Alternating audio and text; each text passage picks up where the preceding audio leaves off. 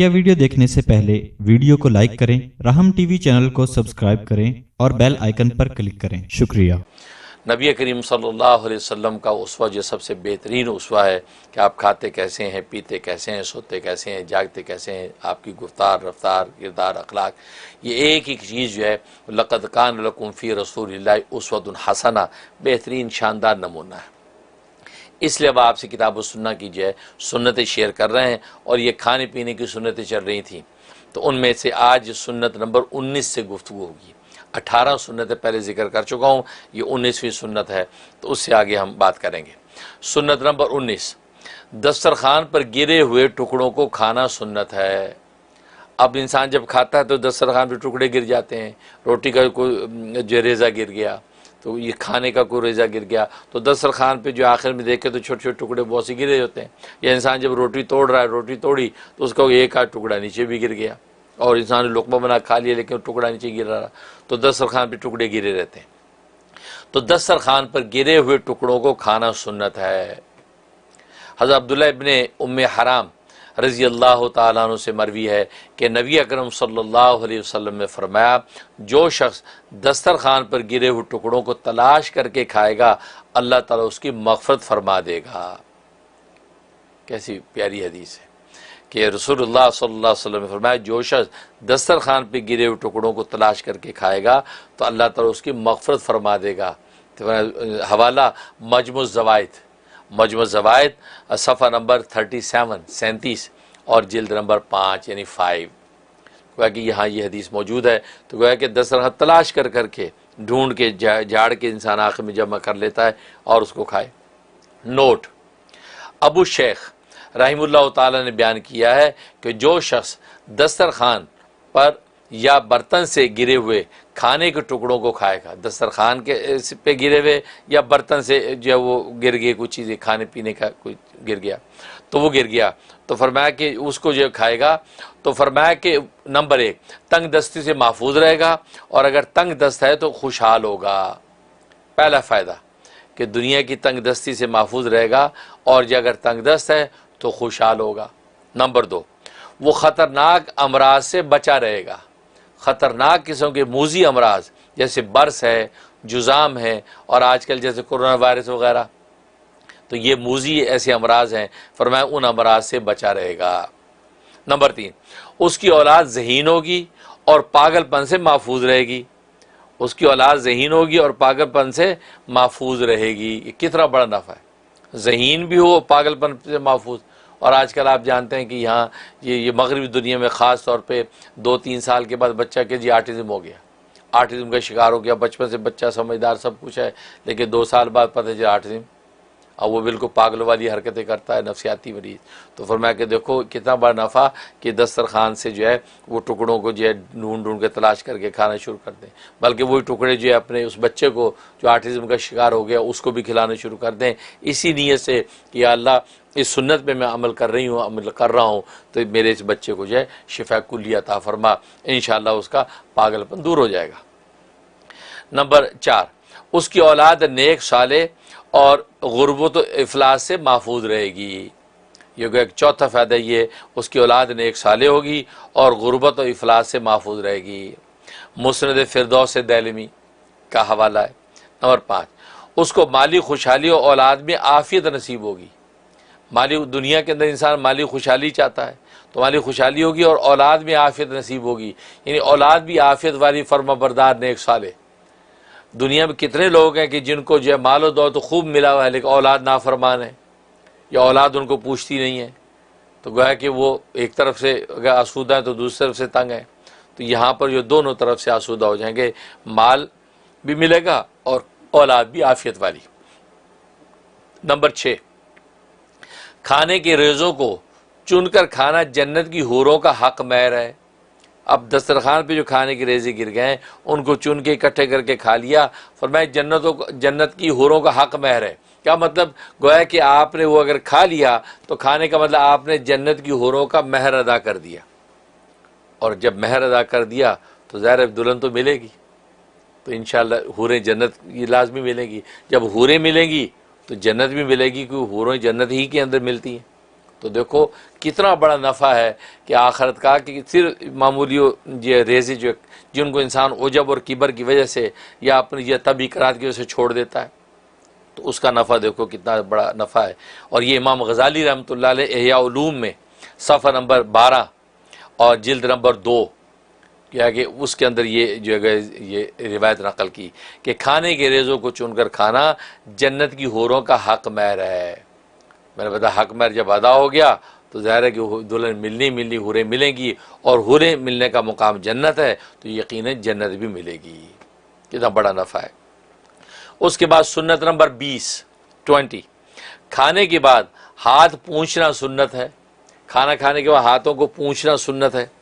हज़रत जाबिर रज़ी अल्लाह तआला से मरवी है कि नबी अकरम सल्लल्लाहु अलैहि वसल्लम ने फरमाया कि हाथ को रुमाल से उस वक़्त तक ना पूंछो ता वक्त या कि उसे चाट कर साफ़ ना कर लो। हवाला सही मुस्लिम सफ़ा 175 175 और जिल्द 2। तो देखो ये यानी पहले उंगलियों को चाट लिया, चाटने के बाद अब आप जो है उसको साफ़ करें। और आजकल हम क्या करते हैं, खाया जो है वो उसके ऊपर हालांकि खाना लगा हुआ है, और जैसे कि हदीस में आता भी है कि हो सकता है उसी खाने के हिस्से के अंदर बरकत हो और आपने उसको नैपकिन से साफ करके फेंक दिया। नहीं, पहले आप चाट लें, चाटने के बाद अब आप जो है वो करें, अब नैपकिन से साफ कर लें, कुछ चिकनाई वगैरह का असर है। तो ये फरमाया कि खाने के बाद हाथ पूंछना सुन्नत है। हज़रत जाबिर रज़ी अल्लाह तआला से मरवी है कि नबी अकरम सल्लल्लाहु अलैहि वसल्लम ने फरमाया हाथ को रुमाल से उस वक़्त तक ना पूंछो ता वक्त या कि उसे चाट कर साफ ना कर लो। हवाला से मुस्लिम सफ़ा 175 175 और जिल्द 2 यानी वॉल्यूम 2। उसके बाद सुन्नत नंबर 21 सुन्नत खाने के बाद हाथ धोना सुन्नत है। खाने के बाद हाथ धोना सुन्नत है। बाद सहाबा इकराम रिज़वानुल्लाह अलैहिम अजमईन से मरवी है कि नबी अकरम सल्लल्लाहु अलैहि वसल्लम ने फरमाया कि अगर किसी ने खाने वगैरह की चिकनाहट वगैरह को धोकर साफ़ ना किया और कोई तकलीफ़ पहुँच गई, मसे किसी जानवर ने काट लिया, तो उसे अपने सिवा किसी पर मलामत नहीं करनी चाहिए।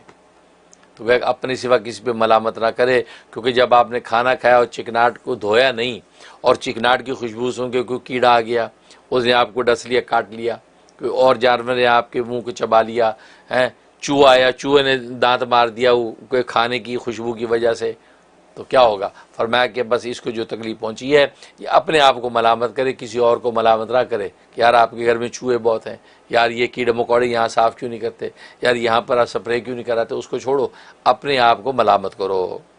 हवाला अब सुनन अबी दाऊद और सुनन इब्न माजा सफ़ा नंबर 239 239 और मिशकात शरीफ सफ़ा जो है 366 366। ये हवाला है अहादीस तैयबा का कि यहाँ पर ये हदीस मौजूद। लिहाजा जो है वो खाना खाने के बाद उंगलियाँ चाटी, चाटने के बाद उसको रुमाल नैपकिन से साफ़ किया, और अब जो है वो पानी से जाकर धो भी लेना चाहिए। और आजकल तो माशाल्लाह साबुन है, एक से एक धोने की ये चीज़ें हैं, तो लिहाजा अच्छी तरह धो के साफ़ करे, क्योंकि उस खुशबू की वजह से कोई जानवर, कोई कीड़ा मकोड़ा आपको ईज़ा ना दे। उसके बाद लिखा नोट, इमाम गज़ाली रहमतुल्लाह ताला ने हाथ धोने की कैफियत को बयान करते हुए लिखा है कि साबुन वगैरह अव्वलन बाएं हाथ में ले, पहले दाएं हाथ की 3 उंगलियों को धोए, बायां साबुन लिया, ये 3 उंगलियों को पहले धोए और उन पर साबुन लगाए, फिर होंठ धोए और उन पर उंगलियां मले, फिर मुंह धोए, दांतों को ऊपर नीचे से धोए और तालू को उंगली से मले, फिर उंगलियों को साबुन से धो डाले। ये वो पूरा तरीक़ा है जो फरमाया सुन्नत तरीका, जिस तरीके से हाथ धोने हैं। तो दोबारा सुन लीजिए, इमाम गज़ाली रहमतुल्लाह ताला ने हाथ धोने की कैफियत बयान करते लिखा है कि साबुन को अव्वलन बाएं हाथ में ले और दाएं हाथ की पहली 3 उंगलियां, ये 3 उंगलियों को जो है वो अच्छी तरह यूँ धोए और उन पर साबुन लगाए, फिर होंठों को उंगलियां मले, फिर मुँह को धोए, फिर दांतों को ऊपर नीचे से धोए, ठीक है, और तालू को उंगली से मले, क्योंकि तालू के ऊपर भी चिकनाहट वगैरह का असर लग जाता है, उंगली से मले, फिर उंगलियों को साबुन से धो डाले। अब जो है वो अच्छी तरह धो लिया, पानी से बहा दिया। ये वो तरीक़ा हाथ धोने का इससे क्या होगा कि चिकनाहट वगैरह भी निकल जाएगी और स्मेल जो है वो सारी निकल जाएगी। क्योंकि अगर बस वक़्त मुँह को भी ना धोए ना तो यहाँ मुँह के ऊपर भी जो है वो खाने की खुशबू का असर रहता है। अंदर से अच्छी तरह साफ़ ना करें तो अंदर असर रहता है, उसकी स्मेल महसूस होती है। तो इसलिए अच्छी तरह साबुन थोड़ा सा लगा के बाहर के हिस्से को भी साफ़ करके आप पानी से धो ले तो यहाँ पर भी वो खुशबू खाने की नहीं आएगी। कि हो सकता है हाथ धो ली हो आपने और होंठों पे मुंह पे खाने की खुशबू का असर मौजूद हो, तो कोई कीड़ा यहाँ आके काट ले वो खुशबू का असर समझ के, इसलिए तकलीफ़ हो जाएगी। इसलिए फरमाया कि अच्छी तरह इस तरीके से आप धो लें। हवाला इहयाउल उलूम सफ़ा 12 जिल्द नंबर 2 यानी वॉल्यूम 2 बहवाला शमाइल कुबरा सुन्नत नंबर 22 नंबर सुन्नत। ठंडा करके खाना तनावुल करना सुन्नत है। ठंडा करके खाना तनावुल करके करना सुन्नत है। क्योंकि गर्मा गर्म एकदम मुंह जला दे ऐसा नहीं, तो ठंडा करके खाना तनावुल करना सुन्नत है। हवाला अस्मा बिनते अबी बकर, अस्मा बिनते अबी बकर रज़ी अल्लाह ताला अन्हा से मरवी है कि नबी अकरम सल्लल्लाहु अलैहि वसल्लम ने फरमाया कि खाना ठंडा होने दो, इसमें बरकत ज़्यादा होती है। खाना ठंडा होने दो, इसमें बरकत ज़्यादा होती है। हवाला कंजुल उम्माल सफ़ा 170 और जिल्द 19 हज़रत अबू हुरैरा रज़ी अल्लाह तआला से मरवी है कि नबी अकरम सल्लल्लाहु अलैहि वसल्लम ने फरमाया है कि खाना ठंडा होने दिया करो, गर्म खाने में बरकत नहीं होती। खाना ठंडा होने दिया करो, गर्म खाने में बरकत नहीं होती। हवाला मजमू ज़वाइद सफ़ा नंबर 23 और जिल्द नंबर 5 यानी 5। नोट, गर्म खाने से मुराद ऐसा गर्म ना हो जो मुंह और हाथ को तकलीफ़ दे। ऐसा गर्म ना हो जो मुंह और हाथ को तकलीफ़ दे। और होता है बाज़ दफ़ा इंसान लुक़मा लगाया मुंह में डाला, अब इतना गर्म है कि ना उगल सकता है ना खा सकता है, अब मुंह के अंदर ही घुमाता रहता है। देखने वाले के सामने भी जहाँ की हैयत अजीब व गरीब हो जाए, घुमाता अंदर जा, बहुत गर्म लग गया ऐसा। इसलिए बहुत इतना जो है वो गर्म हो कि आपका मुंह बिल्कुल जलने ना लगे, तो निगल तो सकें, चबा तो सकें कम से कम इस अंदाज से। नोट, गर्म खाने से मुराद ऐसा गर्म ना हो जो मुंह और हाथ को तकलीफ़ दे। इसलिए नबी अकरम सल्लल्लाहु अलैहि वसल्लम ने फरमाया कि अल्लाह ने मुझे आग खाने का हुक्म नहीं दिया। कि गर्मा गर्म खाने का मतलब है आग खा रहे हैं, और ये वजह कि बहुत ज़्यादा गर्म हो तो इंसान अगर खा भी ले तो वो इंसान को उसका ज़ायक़े महसूस नहीं हो, सिवाय आग और तपिश के। आदमी अपने मुंह को और ज़ुबान को हालांकि जलने से बचाता ही रहता है, उस खाने की जो असल लज़्ज़त फील ही नहीं होती, बल्कि यूँ समझो आग ही खा रहा है। सही आपने इशारा फरमाया कि अल्लाह मुझे आग खाने का हुक्म नहीं दिया, पर इतना गर्म कि आप खा रहे हैं तो ऐसा लग रहा है आग ही खा रहे हैं, कोई जायका नहीं, कोई टेस्ट ही नहीं। इसलिए फरमाया बाहर कह मोतदिल गर्म खाना खिलाफ सुन्नत नहीं, एतदाल के साथ है, एतदाल के मोतदिल गर्म खाना हो। बिल्कुल ठंडे होने से मुराद ये भी नहीं कि बिल्कुल बर्फ़ हो जाए, बिल्कुल जो फ्रिज से निकला हुआ जैसे, ऐसा भी नहीं, बल्कि गर्म ना खाने से मुराद कि मोतदिल गर्म खाना खिलाफ सुन्नत नहीं, बल्कि जो खाना गर्म ही खाया जाता हो उसके गर्म खाने में मुज़ायक़ा नहीं। बाज़ खाने जो गर्मा गर्म ही खाए जाते हैं तो उनके जो है वो गर्म खाने में मुज़ायक़ा नहीं, क्योंकि वो लेकिन गर्म ऐसा ना हो कि मुँह जले। बल्कि ख़ुद नबी अकरम सल्लल्लाहु अलैहि वसल्लम की खिदमत में एक दिन गर्म खाना पेश किया गया, गर्म खाना पेश किया गया तो आप सल्लल्लाहु अलैहि वसल्लम ने तनावुल फरमाया और अल्हम्दुलिल्लाह कहते हुए फरमाया कि कई दिन हो गए पेट में गर्म खाना नहीं गया, कई दिन हो गए पेट में गर्म खाना नहीं किया, मतलब आपने उस गर्म खाने को पसंद फरमाया। इससे मुराद मोतदिल गर्म खाना, बहुत तेज़ गर्म खाना के मुंह जलाए और ऐसे लगे बंदा आग ही निकल रहा है, उससे मना किया गया है। लेकिन खाना आप जानते हैं कि गर्मा गर्म ना हो तो लुत्फ़ भी नहीं आता। तो नबी करीम सल्लल्लाहु अलैहि वसल्लम ने फरमाया कि कई दिन हो गए थे पेट में गर्म खाना नहीं गया, क्योंकि अल्हम्दुलिल्लाह आज गर्मा गर्म खाना खाया। तो इसलिए मोतदिल गर्म खाना ये ना सिर्फ के खिलाफ सुन्नत नहीं बल्कि नबी की ऐन सुन्नत बन गया। हवाला सुनन इब्ने माजा सफ़ा नंबर जो है 417 और जिल्द नंबर 2 वॉल्यूम 2। इसलिए गर्मा गर्म पुलाव, गर्म गर्म निहारी और गर्म चाय वगैरह खाने पीने में हरगिज़ खिलाफ सुन्नत नहीं। अब गरम गरम पुलाव, अब पुलाव गर्मा गर्म ना हो तो क्या लुत्फ़ है, बिरयानी गर्मा गर्म ना हो तो क्या लुत्फ़ आएगा। इसलिए निहारी जो गर्मा गर्म निहारी ना हो तो मज़ा नहीं आता। बाद लोग तो उस गर्म को भी दोबारा गर्म करवाते हैं या उसके बाद लुत्फ़ नहीं आता। और गर्मा गर्म चाय ना हो तो मतलब भी इसका मतलब मोतदिल गर्म जो होना चाहिए, और बाज़ खाने मोतदिल गर्म जब तक ना हो तो लुत्फ़ नहीं आता। तो ये खिलाफ सुन्नत नहीं बल्कि सुन्नत से साबित है कि जैसे अभी आपने नबी करीम सल्लल्लाहु अलैहि वसल्लम का अमल सुना कि आपने सुना अल्हम्दुलिल्लाह कई दिन हो गए जो है आज जो है गर्म खाना पेट में गया, इतने दिन से गर्म खाना पेट में नहीं गया। इसका मतलब ये सुन्नत से साबित। सुन्नत नंबर 23 मिल बैठकर खाना तनावुल करना सुन्नत है। मिल बैठ के खाना तनावुल करना सुन्नत है। हज़रत उमर बिन ख़त्ताब रज़ी अल्लाह तआला अन्हु से मरवी है कि नबी अकरम सल्लल्लाहु अलैहि वसल्लम ने फरमाया कि मिलकर खाया करो, मिल बैठ के खाया करो, अलग अलग ना खाया करो, क्योंकि जमात के साथ खाने में बरकत है। जमात के साथ खाने में बरकत है। हवाला सुनन इब्न माजा अत-तरगीब व तरहीब सफ़ा नंबर 133 133 और जिल्द 3 वॉल्यूम 3। नीज़ हज़रत अनस बिन मालिक रज़ी अल्लाह तआला से मरवी है कि नबी अकरम सल्लल्लाहु अलैहि वसल्लम तन्हा कभी नहीं खाते थे। आप तन्हा कभी नहीं खाते थे बल्कि साथ किसी को मिला के खाते। हवाला कीमिया सआदत इमाम गज़ाली इत्तिहाफुस सादा सफ़ा नंबर 217 217। नोट, मिल बैठकर खाने से इंसान की हिर्स की भी इस्लाह होती है। मिल बैठ के खाने से इंसान की हिर्स की भी इस्लाह होती है और बाहमी उल्फत व मोहब्बत का भी बाइस होता है। आपस में उल्फत व मोहब्बत का भी बाइस होता है। इसलिए हत्तुल इम्कान मिल बैठकर खाना खाना चाहिए। अगर कोई मुयसर ना हो तो अकेले तना खाना तनावुल करना भी जायज़ है। ये नहीं कि कोई मिल नहीं तो अकेले खाना नहीं भाई, अगर नहीं कोई मिल रहा अकेले ही आप हैं तो कोई बात नहीं, आप अकेले खाना खा लें तो वो जायज़ है, मना नहीं है। लेकिन नबी करीम सल्लल्लाहु अलैहि वसल्लम की तरगीब और आपकी सुन्नत ये है कि मिल बैठ के खाना चाहिए। अच्छा, मिल बैठ के खाना खाने में एक सूरत यह है कि एक ही बर्तन के अंदर सारे खा रहे हैं। एक बड़ी परात है, उसके अंदर मज़े चावल रखे हुए हैं, लिहाजा जब 3-4 बंदे यूँ दायरा बना के बैठे उसमें से खा रहे हैं तो एक ही बर्तन ये मिल बैठ के खाना तो ज़ैक इसमें ज़े नसीहत तो बहुत आला है। इसमें तो यह है कि सारे जो एक ही बर्तन से खा रहे हैं तो बरकत ही बरकत है। एक ही सूरत, एक सूरत यह है कि मेन डोंगा जिसके अंदर चावल या जिसके अंदर सालन मौजूद है वो डिफरेंट जगह पड़ा है, हर बंदे के आगे प्लेटें पड़ी हैं, वो उसमें से निकाल के अपने बर्तन में डालता है और खाता है, फिर और ले लेता है। रोटियाँ एक दस्तरखान में पड़ी, वहाँ से रोटी निकाल खा, तो ये भी मिल बैठ के खाना है।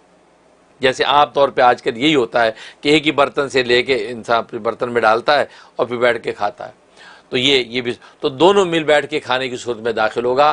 तो लेकिन इकट्ठी एक बड़े बर्तन में परात में या एक प्लेट के अंदर 2 बंदे शरीक हो जाए, आमने सामने वाले, दरमियान में प्लेट है, सामने आमने वाले, जैसे दावत तबलीग के साथी आमतौर पर ऐसे ही करते हैं। दावत तबलीग में जाएँ तो दरमियान में प्लेट में सालन डाल दिया, सामने आमने वाले 2 बंदे एक प्लेट में खाते हैं, तो वो जो है वो भी मिल बैठ के खाना है। तो 12 इस अंदाज से मिल बैठ के ये खाना जो उसमें कोई मजाक नहीं। और अकेले खाने से मुराद ये है कि इंसान बिल्कुल तना अकेला से लेके बिल्कुल कोने खुदरे में जाके बैठ गया और वहाँ बैठ के खा रहा है। तो हिर्स की इस्लाह इस तरह होती है कि इंसान जब खाना खाने लगता है तो एक अच्छी सी बोटी सामने वाले ने ले ली, अब आदमी को हो ये तो मुझे बहुत पसंद थी, मूंग की बोटी थी मैंने लेनी थी, उसने ले ली। अब हिर्स, वो इंसान की हिर्स कटती है, इंसान की हिर्स कटती है और उसके बगैर इंसान जी रहा है तो सोचता कोई बात नहीं यार, नहीं मिली तो कोई नहीं, उसके बगैर भी तो जी रहे, पेट भर गया भाई। तो गोया कि हिर्स की इस्लाह होती है, क्योंकि हरीस जो होता है वो ये समझता है जब तक हिर्स का हाथ ना मारूं लगता है हिर्स मिटेगी नहीं। लेकिन यह कि मिल बैठ के खाने में कुछ कम मिला कुछ ज़्यादा मिला, मर्ज़ी की बोटी वो ले गया, मर्ज़ी के चावल उसने खींच लिए, तो ये कैफियत होती है। इंसान सब्र और तामुल करता, बर्दाश्त करता है, उससे वो हिर्स की इस्लाह होती है, इसलिए फरमाया। और फिर बामी उल्फत मोहब्बत पैदा होती है।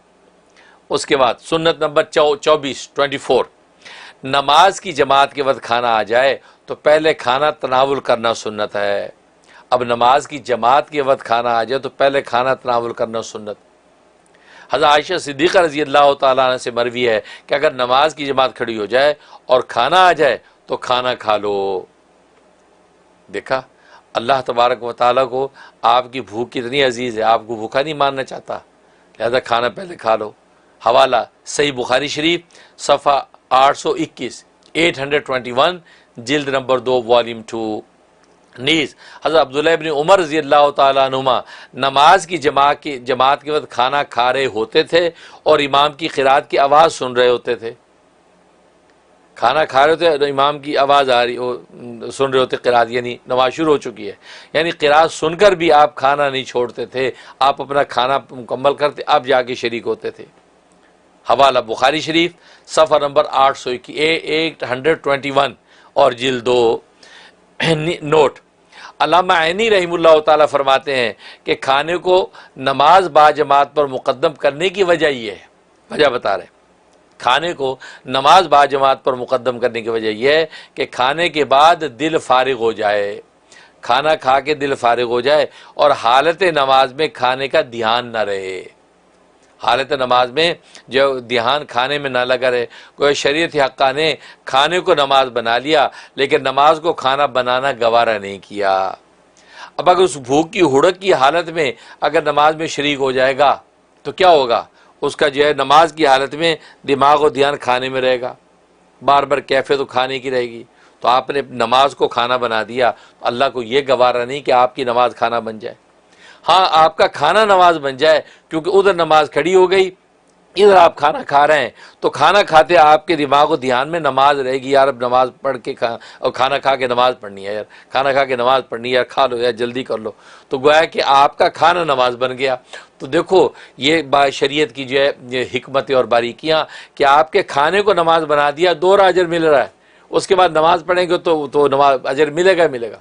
लेकिन नमाज की हालत में अगर खाने का ध्यान रहेगा तो आपने अपनी नमाज को खाना बना दिया, तो ये शरीयत को गवारा नहीं। ये वो राज है कि खाना जब आ जाए, और इसमें ये बात लिखी है, इससे मुराद वह है कि खाना जब आया और वो खाना आने के बाद खाने की एक हुड़क होती है ना भूख की, वो उठ गई आपकी, अब ये नमाज का वक्त हो गया। ये वो कैफियत मुराद है कि इस कैफियत में अब आप पहले खाना खाएं, आप नमाज पर ध्यान ना दें, अपना खाना खाएं, खाना खा के फारिग होके अब आप नमाज में शरीक हो जाएं। जितनी मिल गई वरना अपनी पूरी करें या 2 साथी मिलकर अपनी जमात करा लें, क्योंकि उससे क्या होगा कि वो जो हुड़क जब उठ जाती है भूख की तो उस वक़्त फिर इंसान जो है और नमाज में भी उसके ध्यान में रहेगा। लेकिन अगर ऐसा नहीं है, वो भूख की हुड़क नहीं उठी और खाने की खुशबू या खाना दस्तरखान पे आया नहीं है, लेकिन यह कि नमाज का वक्त हो गया है, तो फिर आप नमाज को मुकद्दम करें, क्योंकि अभी दिल आपका खाने में अटका नहीं, क्योंकि भूख जो ख़ास किस्म की हुड़क वो उठी नहीं है, तो लिहाजा उसमें आपकी नमाज खाना नहीं बनेगी। आप नमाज अदा करें, उसके बाद जो है सुन्नत के मुताबिक खाना खाएँ। इसे इस बारीक बात को अच्छी तरह समझ लें। हवाला उम्दतुल कारी शरह बुखारी सफ़ा जो है वो जिल्द नंबर 21 सफ़ा 108 जिल्द नंबर जो 21। सुन्नत नंबर 25 जुमे के दिन बाद जुमा खाना तनावुल करना सुन्नत है। जुमे के दिन बाद जुमा पढ़ने के बाद आप खाना तनावुल करें जुमे वाले दिन, तो जुमे के दिन बाद नमाज जुमा खाना तनावुल करना सुन्नत है। हवाला